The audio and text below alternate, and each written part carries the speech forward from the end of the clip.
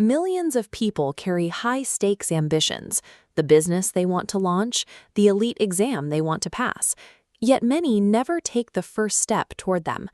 We often point to external shortages to explain this paralysis. We cite a lack of startup capital, a missing network, or the absence of a specific degree. While these factors are real, they are frequently preceded by a different kind of bottleneck. This hidden constraint is fear. It is the specific, quiet terror of public failure, the weight of societal judgment, and the immediate sting of rejection. The irony of this hesitation is that the catastrophic consequences we visualize almost never occur in physical reality.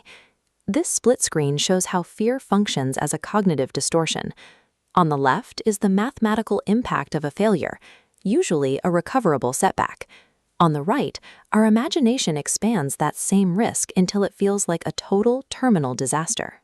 By allowing these imagined risks to dominate our decisions, we end up forfeiting the game before external reality has a chance to test us. We often talk about courage as if it were a romanticized state where fear simply vanishes. In reality, courage is the mechanical act of moving forward while the biological sensation of fear is still actively firing in the brain. Action functions as a direct antagonist to fear.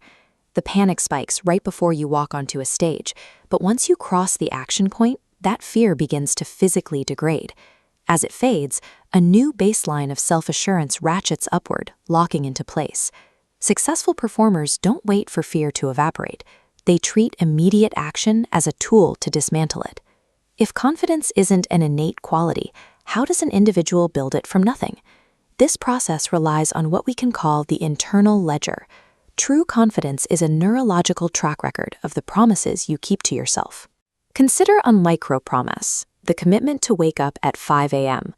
Completing the task logs a literal win in this architectural ledger, creating a foundational block of self-trust. Following that with deep study stacks these kept promises, building a stable foundation. However, breaking a promise triggers a withdrawal that fractures the built trust. Two internal frequencies narrated this process, a voice centered on doubt and a voice centered on growth. Success requires consciously tuning into the latter. Confidence is an architectural structure built brick by brick through disciplined daily micro-victories. A final trap often halts progress, the perfect time fallacy. This is the wait for flawless finances, ideal conditions, or the total absence of doubt before starting. A farmer who refuses to plant until the weather conditions are mathematically perfect will eventually starve. Seeds must be sown within the flawed, currently available conditions, or else they are never sown at all. Every historically successful figure started as a beginner who was forced to navigate fear, public mistakes, and rejection. Success stays with those who treat imagined fears as noise, failures as data, and persistence as the only path forward.